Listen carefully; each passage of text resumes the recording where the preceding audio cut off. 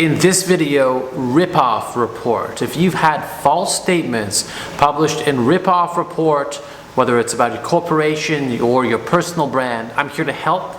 My name's Nadernejad. I'm an online reputation management specialist and the director of Nadernejad Media, a Halifax, Nova Scotia, Canada-based PR firm. We work with 80% of our clients in the US, but we also have clients in Canada, Australia, and the UK, and sometimes in other places around the world like China, where we've worked with China's billion-dollar iTutor group on their Glassdoor reviews. So, Ripoff Report.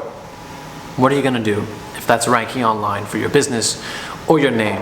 Well, the biggest thing is Ripoff Report and these websites, while they're trusted probably a little bit too much from Google, that Google ranks them as relevant because they're posting content and images and people visit them. There's a lot of traffic on the sites, but they can easily be suppressed. Again, they're not super long-form digital pieces of content. The best thing in your hands is all you have to do is audit the piece of content on Ripoff Report and suppress it.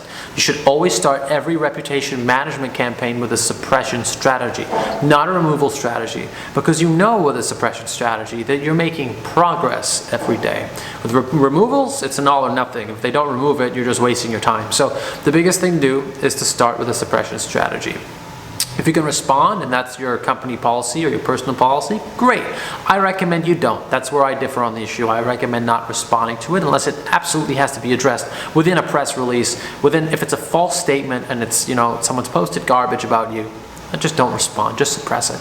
The best thing to do is to create long-form digital content, articles of 500 to 1,000 words, or if it's really not budging, 1,000 words and up. If you have a company website, well done. You've done the first thing. A personal website, great first step. If you haven't built one, you need to build one now. That's a great way to earn the first placement of real estate on search engines eventually.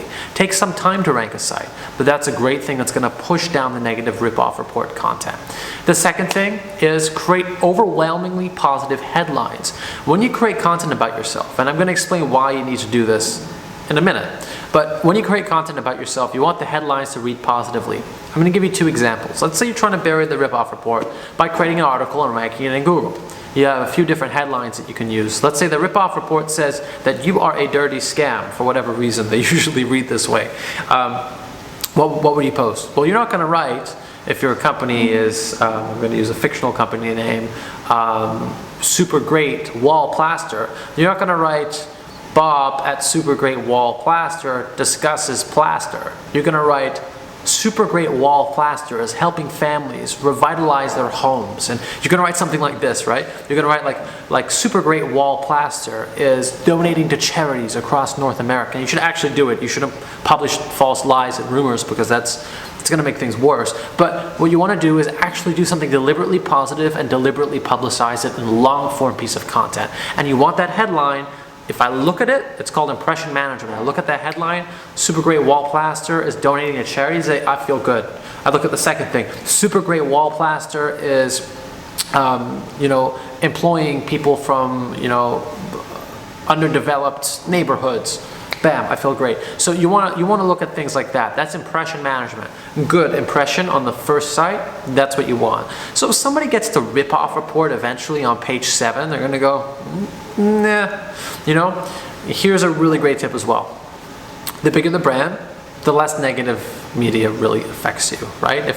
It depends. Like, it can really affect you because you're bigger, you have a bigger fall. But if it's something like Ripoff Report and it's, a small piece of media, you're going to be more resilient by being a larger company, right? If you have a company-wide massive scandal and a crisis, this is very different. But I'm talking about Ripoff Report, a negative link.